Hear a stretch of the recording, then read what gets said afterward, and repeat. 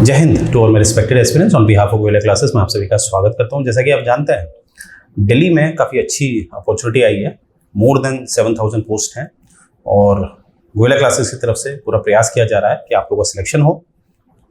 तो वहीं पर आप देख रहे होंगे एक पॉलिटिकल लेक्चर्स मेरे द्वारा लिए जा रहे हैं, जिसमें पहला लेक्चर मैं ऑलरेडी आपको दे चुका हूँ, राइट। वैसे ही लेक्चर आ रहे हैं और कल हमने जो डिस्कस किया था प्रीवियस लेक्चर में मेरे, वहाँ पर हमने देखा था कि यूएसए से हमने कुछ सिद्धांत लिए हैं और मैंने प्रयास किया था उसे जोड़ कर आपको पढ़ाने का कि वो हमारे संविधान में कहाँ आपको दिखाई देते हैं, ठीक है, वास्तविकता में।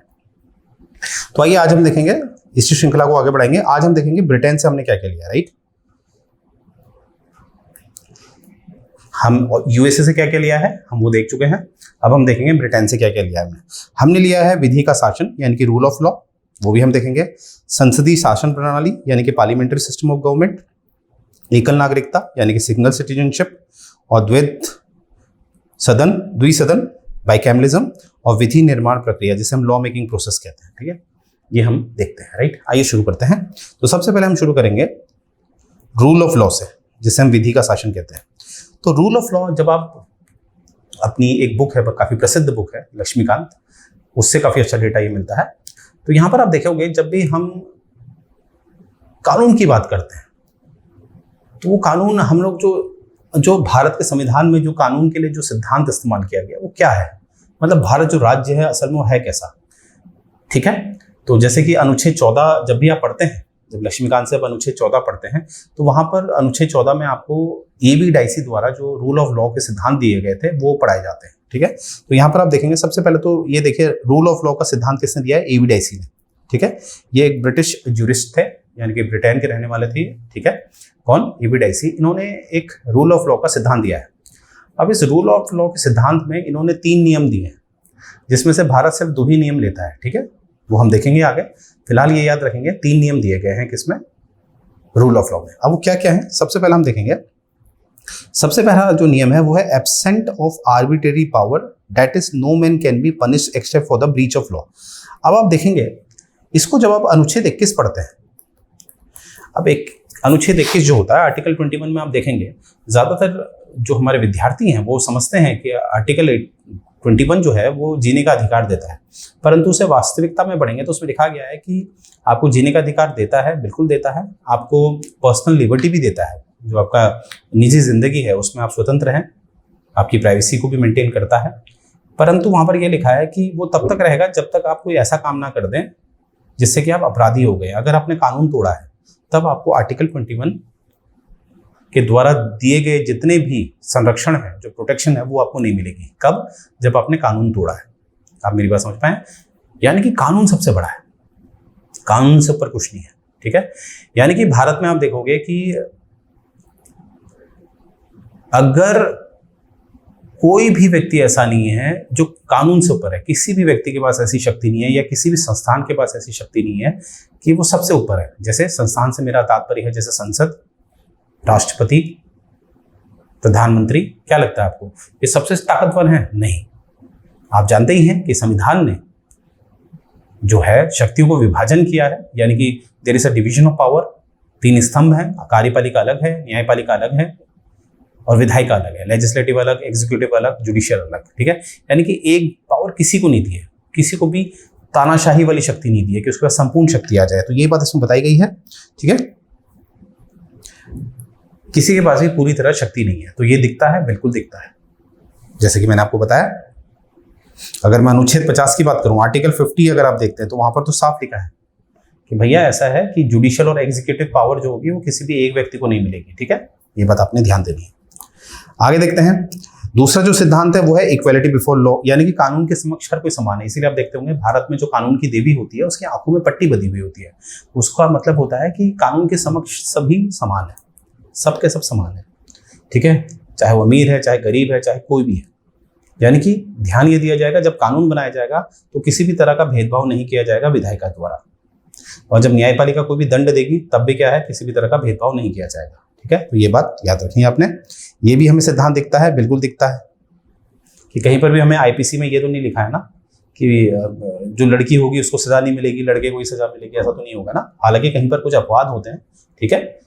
और वैसे ही जो कानून बनाए जाते हैं विधायिका द्वारा, चाहे वो संसद है या राज्यों की विधानसभाएं हैं, तो कानून में कभी ऐसा नहीं होता ना कि हिंदू के लिए ये कानून बनेगा, मुस्लिम के लिए ये कानून बनेगा, ठीक है, तो ये आपको कहीं नहीं दिखता।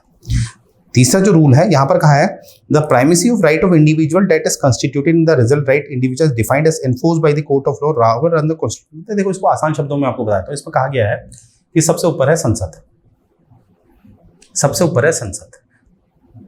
अब भारत में ऐसा है क्या? भारत में ऐसा नहीं है। भारत में सबसे ऊपर है, सर्वोपरि है संविधान।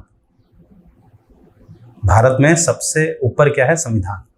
यानी कि जो संविधान है भारत का, वहीं से लोगों को उनके अधिकार मिलते हैं। यानी कि भारत का संविधान लोगों के अधिकारों का स्रोत है, सोर्स है। परंतु ब्रिटेन में ऐसा नहीं है। ब्रिटेन क्या है? ब्रिटेन का संविधान लोगों से सोर्स लेता है, मतलब लोगों से अपनी शक्ति लेता है। परंतु हमारे वहाँ ऐसा नहीं। हमारे वहाँ we the people of India ऐसा लिख कहते हैं ना, यानी कि हमने अपने आप को समर्पित कर दिया है। जैसे हम लास्ट में लिखते हैं, अपनी प्रेम्बल आप पढ़िएगा, उसमें लिखा है we adopt, enact and give to our self this constitution, give to our self this constitution. यानी कि हम अपने आप को इस संविधान को समर्पित करते हैं। अब समर्पित कर दिया है, गिव अपने आप को दे दिया है संविधान को। अब संविधान से ही हम क्या लेंगे? सारे के सारे जो हमारी शक्तियां हैं, सब कुछ, राइट। तो इसीलिए ये जो सिद्धांत है तीसरा वाला, ये हमारे वहां लागू नहीं होता है। हमारे वहां सर्वोपरि क्या है? संविधान। क्योंकि संविधान ही बताता है कि हमारा एक राष्ट्रपति होगा, अनुच्छेद 52। संविधान ही बताता है अनुच्छेद 74 के हिसाब से कि हमारा एक मंत्रिपरिषद होगा जिसका मुखिया प्रधानमंत्री होगा। हमारा ही संविधान है जो बताता है कि हमारा एक निर्वाचन आयोग होगा जो अनुच्छेद 324 में बताया गया है, जो संसद और विधानसभाओं के चुनाव कराएगा। तो ये बात आपने याद रखनी, ठीक है। तो रूल ऑफ लॉ हमारे वहाँ है, परंतु रूल ऑफ लॉ जो एविडाइसी ने दिया है उसके तीनों सिद्धांत में से ऊपर के 2 सिद्धांत ही हम लेते हैं, राइट। तो ये बात आपने याद रखनी है। तो यानी कि रूल ऑफ लॉ हम लेते हैं, हाँ लेते हैं, पूरी तरह से नहीं लेते हैं। पहला हो गया। दूसरा देखते हैं पार्लियामेंट्री सिस्टम ऑफ गवर्नमेंट। अब हम देखते हैं पार्लियामेंट्री सिस्टम ऑफ गवर्नमेंट। अब देखिए, आधुनिक युग में लोकतंत्र में 2 तरह की सरकारें बनती हैं। एक होता है प्रेसिडेंशियल फॉर्म ऑफ गवर्नमेंट, ये आपको दिखेगा यूएसए में। एक होता है पार्लियामेंट्री फॉर्म ऑफ गवर्नमेंट जो आपको दिखता है यूके में। अब यूके ने हम पे शासन किया था, इसलिए भारत में भी इसी को लिया गया, क्योंकि भारत के लोग इससे अच्छी तरह से वाकिफ थे और वो इस हालत में नहीं थे कि भैया कुछ नया परीक्षण करते। इसीलिए भारत ने कौन सा लोकतंत्र को अपनाया? Parliamentary form of democracy. अब पार्लियामेंट्री फॉर्म ऑफ डेमोक्रेसी में काफ़ी विशेषताएं होती हैं, परंतु एक विशेषता जो होती है वो मैं आपको बताता हूँ विद एग्जाम्पल। कि पार्लियामेंट्री फॉर्म ऑफ डेमोक्रेसी की विशेषता है कि जो मंत्री होगा उसका सदन का सदस्य होना अनिवार्य है। मैंने क्या बोला? जो मिनिस्टर होगा उसका मेंबर ऑफ पार्लियामेंट होना जरूरी है अगर केंद्र की बात है, और राज्य के लिए member of the state legislature होना जरूरी है। क्या ऐसा भारत में है? बिल्कुल है। अगर आप अनुच्छेद 75 पढ़ते हैं, उसका क्लॉज 5 पढ़ते हैं, तो उसमें साफ लिखा है कि आप किसी को भी मिनिस्टर बना सकते हैं, परंतु वह मिनिस्टर क्या होना चाहिए? मेंबर होना चाहिए सदन का। अगर नहीं है तो मैक्सिमम 6 माह के लिए वो मिनिस्टर बन सकता है। यानी कि आप किसी को मिनिस्टर बनाते हैं, मैक्सिमम 6 माह तक बना सकते हैं। 6 माह के भीतर उसे क्या है? सदस्यता लेनी पड़ेगी। और ज़्यादातर जो निर्वाचित होके आते हैं, सदस्य होते हैं, उन्हीं को मिनिस्टर बनाया जाता है ज़्यादातर। एक अपवाद है, जैसे एस जयशंकर जो हमारे विदेश मंत्री हैं, उनको आपने देखा होगा, वो तो एक ब्यूरोक्रेट थे, ठीक है। तो वो तो उनको जब मंत्री बनाया गया तो यही रास्ता अपनाया गया। उनको जो मंत्री बनाया तो 6 महीने के भीतर उनको जो मनोनीत का रास्ता होता है हमारा, क्योंकि आप जानते हैं राज्यसभा में 12 सदस्य को मनोनीत किया जा सकता है, तो मनोनीत के माध्यम से उनको सदस्यता भी दिला दी गई। तो इसीलिए आपको दिखता है कि यहाँ पर साफ दिखता है हमें कि हमारा जो लोकतंत्र है वो एक पार्लियामेंट्री फॉर्म ऑफ डेमोक्रेसी का है, जो कि हमने यूके से लिया है, ठीक है। ये बात आपने याद रखना है। आगे देखते हैं, ये भी हो गया हमारा। अब हम देखेंगे सिंगल सिटीजनशिप। अब देखिए, सिंगल सिटीजनशिप को समझने के लिए ये समझिए, आप मैं किसी भी राज्य के हूं, उससे कोई फर्क नहीं पड़ता। नागरिकता तो एक ही होती है और नागरिकता जुड़ी होती है हमारे देश से। यानी कि आप किसी भी राज्य के हैं, उससे कोई फर्क नहीं पड़ता, आप इंडियन हैं। अब ये क्यों है? यहाँ पर देखिए, आपका प्रेम्बल में एक शब्द है, यहाँ पर आप देखते होंगे फ्रेटर्निटी, ठीक है। यहाँ पर देखिए, जो भी हमारी उद्देशिका होती है, प्रेम्बल है, यहाँ पर ये जो दर्शाए गए हैं, ये जितनी भी बातें लिखी हैं, ये हमारी एक विशेषता है। यानी कि जो हमारी आइडियोलॉजीज होती हैं, ठीक है, जो फिलॉसफी होती है, वो है ये हमारी। और ये वाले भाग जो है, ये वाला हमारा है उद्देश्य, ऑब्जेक्टिव क्या है हमारा, उद्देश्य क्या है। तो उद्देश्य हमारा फ्रेटर्निटी, फ्रेटर्निटी मतलब भाईचारा। भाईचारा कैसा आएगा, कुछ तो ऐसा होना चाहिए समान जो एक दूसरे से हमें जोड़ के रहेगा। जैसे भाई क्या होते हैं, उनकी एक माँ होती है, एक पिताजी होते हैं, राइट। तो वैसे ही तो कुछ होना चाहिए एक, जिसकी वजह से हम जुड़ के रहें, क्योंकि भारत तो ऐसा देश है जहाँ पर काफी भिन्नताएं हैं, अलग अलग धर्म है, अलग अलग जातियां हैं। तो इसीलिए आप देखेंगे कि हमें हमारा एक राष्ट्रगान है, एक राष्ट्रगीत है, और वैसे ही नागरिकता एक है, जिससे कि हमें जोड़ के रखे रहें और प्रियम्बल का ये जो फ्रेटर्निटी है ये बरकरार रहे। ठीक है, तो ये बात आपने ध्यान देनी है। अब द्विसदनी में हम देखेंगे क्या, जिसे हम बाइकैमरलिज्म कहते हैं। अब बाइकैमरलिज्म का ये समझाने के लिए मैं आपके लिए गवर्नमेंट ऑफ इंडिया एक्ट 1919 लाया हूँ। ठीक है, इसको हम मॉन्टेग्यू चैम्सफोर्ड रिफॉर्म भी कहते हैं। ठीक है, याद रखना है आपने। यहाँ पर आप देखेंगे पहली बार एक सिद्धांत आया था कि जो बाइकैमरलिज्म है वो केंद्र में लगाया जाएगा। देखिए, इस समय तक भी क्या हो गया था, प्रांतों को अपनी विधानसभाएं दे दी गई थी और केंद्र तो केंद्रीय था। ठीक है, जहां पर आपका वाइसरॉय बैठता था। तो वाइसरॉय जहां बैठता था वहां पर क्या कहा गया कि 2 सदन दी जाएगी, यानी कि 2 सदन बनाए जाएंगे, जो आज भी हमें दिखते हैं, जैसे कि लोकसभा और राज्यसभा, राइट। तो इसी को हम बाइकैमरलिज्म कहते हैं। तो इसका जो ऐतिहासिक पहलू है वो भारत में पहली बार कहाँ मिला हमें, कब मिला, गवर्नमेंट ऑफ इंडिया 1919 से। ये बात आपने याद रखनी है। और बाइकैमरलिज्म क्या होता है, लोकसभा राज्यसभा। इसलिए मैंने कहा था केंद्र में तो ये मैंडेटरी है, ये आवश्यक है, परंतु राज्यों के लिए विकल्प डाला गया है। इसलिए आपको दिखता है कि वर्तमान में केवल 6 ही राज्य हैं, जैसे उत्तर प्रदेश, बिहार, महाराष्ट्र, कर्नाटका, तेलंगाना, आंध्र प्रदेश, जहां पर हमें विधान परिषदें दिखती हैं। अन्यथा राज्यों में विधानसभा होना तो अनिवार्य है। परंतु याद रखिएगा, बाइकैमरलिज्म केंद्र के लिए बहुत जरूरी है, इसलिए केंद्र में लोकसभा राज्यसभा में दिखता है। परंतु राज्यों के लिए जो हमारा ऊपरी सदन है, जिसे हम विधान परिषद कहते हैं, वो विकल्प है, परंतु विधानसभा जो लोअर हाउस है वो होना अनिवार्य है। ये बात आपने याद रखनी है। तो ये दिखता है, बिल्कुल दिखता है हमें। ये हमने कहाँ से लिया है, ये हमने लिया है यूके से। आगे दिखता है लॉ मेकिंग प्रोसेस। अब लॉ मेकिंग प्रोसेस को समझाने के लिए, विधि निर्माण प्रक्रिया समझाने के लिए मैं एक केस लाया हूँ। ये है मनिका गांधी केस 1978 का। मनिका गांधी को आप जानते होंगे, ये इंदिरा गांधी जी की बहू हैं। ठीक है, तो यहां पर हम देखेंगे कि क्या होता है, इसमें केस हो जाता है। अब वो केस को मैं डिस्कस नहीं करूंगा, केस का जो निर्णय है वो डिस्कस करूंगा। इस केस के बाद एक सिद्धांत दिया जाता है माननीय उच्चतम न्यायालय द्वारा, ऑनरेबल सुप्रीम कोर्ट के द्वारा, कि अब हमारे वहां सिद्धांत चलेगा ड्यू प्रोसेस ऑफ लॉ का। क्या चलेगा, ड्यू प्रोसेस ऑफ लॉ। पहले हमारा क्या चलता था, चलता है अभी भी। अगर देखेंगे अनुच्छेद 21 आप पढ़ेंगे तो वहां पर आपको दिखेगा प्रोसीजर, एक सेकेंड, अनुच्छेद 21 में क्या दिखेगा, प्रोसीजर एस्टैब्लिश बाय लॉ, ये हमें दिखता है। परंतु याद रखना कि मनिका गांधी केस 1978 से हमें क्या मिलता है, ड्यू प्रोसेस। अब ये ड्यू प्रोसेस क्या है, इसके बारे में आपको बहुत इंपॉर्टेंट बात बता रहा हूं। देखिए, सबसे पहले तो याद रखिएगा कि भारत के संविधान में कहीं पर भी ड्यू प्रोसेस नहीं लिखा गया है। ठीक है, क्योंकि जो ये मनिका गांधी केस में जो जजमेंट आया था उसमें ऑनरेबल सुप्रीम कोर्ट ने बोला था कि इसको मेंशन करने की कहीं जरूरत नहीं है, क्योंकि ये अंडरस्टूड है।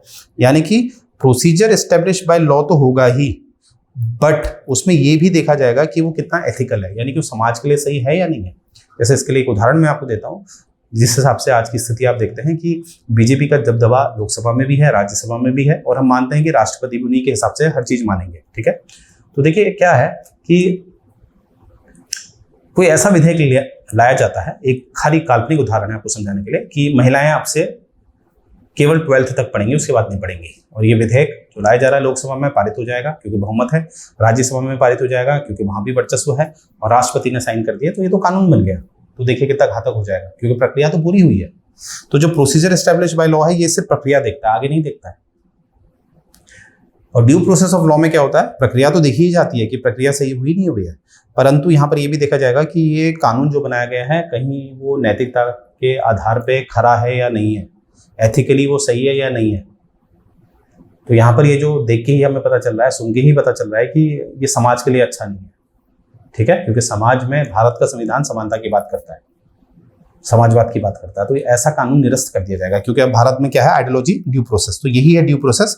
Again I will say procedure establish by law तो इसमें होगा ही, परंतु इसमें एथिकली भी इसे चेक किया जाएगा जो कानून बना गया है। ये कब से मिला है हमें? 1978 से। तो ये है भारत की लॉ मेकिंग प्रोसेस। अब पहले याद रखिएगा जो प्रोसीजर एस्टैब्लिश बाय लॉ है ये तो हमने यूके से लिया है, बिल्कुल सही बात है, परंतु अब जो 1978 से हम जिस प्रक्रिया को मानते हैं ड्यू प्रोसेस ऑफ लॉ, अब वो कहीं ना कहीं यूके की है, जो ऑलरेडी मैंने प्रीवियस लेक्चर में आपको ऑलरेडी यूएसए की है, माफ कीजिएगा यूएसए, ऊपर वाली यूके की है प्रोसीजर एस्टैब्लिश बाय लॉ, और ड्यू प्रोसेस कहाँ की है? यूएसए की, जो हम 1978 से इसको भी मानते हैं यूएसए, ठीक है। इसीलिए हमें दिखता है जो हमारी न्यायपालिका है वो ज़्यादा एक्टिव दिखती है हर जगह। जैसे 99 संशोधन हुआ था NJC, national judicial appointment commission, उसको बर्खास्त कर दिया गया, राइट। ये बात आपने याद रखनी है। तो देखिए इस तरह से आपने देखा कि मेरा प्रयास हो रहा है कि आपको एक पॉइंट उठा के अच्छी तरह एक समझाना, ठीक है, क्योंकि समझकर पढ़ी हुई जो भी लाइंस होती हैं, जो भी बातें होती हैं, वो हमें लंबे समय तक याद रहती हैं, ठीक है। तो आइए आगे देखते हैं। यहाँ पर आप देख रहे होंगे कि गोयला क्लासेस की तरफ से आपको कोर्स ऑफर किया जा रहा है, बंडल कोर्स है, ठीक है। इसमें आपको प्रीमियम लेक्चर्स दिए जाएंगे और आपको टेस्ट सीरीज दी जाएगी मात्र 1999 की, ये बात आपने याद रखनी है। और आगे देखेंगे यहाँ पर मात्र आपको अगर टेस्ट सीरीज नहीं चाहिए, केवल प्रीमियम लेक्चर्स चाहिए, तो ये मात्र आपको पड़ेंगे 1799। वैसे ही अगर मात्र आपको टेस्ट सीरीज चाहिए, प्रीमियम लेक्चर्स नहीं चाहिए, तो ये मात्र आपको पड़ेगा 499 रुपये का। तो आप देख पा रहे होंगे प्राइस कितना जेन्युइन रखा गया है। तो फटाफट लॉग इन करिए, समय वेस्ट ना करें और तैयारी बेहतर करें। और ये हमारी वेबसाइट आप देख पा रहे होंगे, यूपीएससी, हरियाणा, राजस्थान, तो जितने भी ज़्यादातर मोस्टली हमारे पास जो लोक सेवा आयोग हैं राज्यों के, इवन यूपीएससी को हमारी टीम पढ़ाती है, तो हमारी टीम काफ़ी एक्सपर्ट है, राइट। तो अगर आप इंटरेस्टेड होते हैं भविष्य में किसी और सब्जेक्ट में आने के लिए और चुनौतीपूर्ण जो विषय हैं उनको समझने के लिए, तो आप हमें जरूर ज्वाइन करिए, ठीक है। ये हमारे कुछ रिजल्ट हैं, जैसे कि इस वर्ष आप देखेंगे मयंक मुदगल जी आईपीएस में इनका सिलेक्शन हुआ, महक मैम जी इनका सिलेक्शन हुआ आईपीएस में, राइट, इस वर्ष। और ये हमारे अन्य जो रिजल्ट हैं वो आप देख पा रहे होंगे, और बहुत जल्द आपकी फोटो भी इसमें चाहिए, राइट। जब आप सोचेंगे तभी आप किसकी फोटो इसमें आएगी, राइट। पहले चाह होती है फिर राह होती है। तो मुझे उम्मीद है लेक्चर आपको पसंद आया होगा। यहीं से मैं अपना लेक्चर एंड करने जा रहा हूँ। जय हिंद।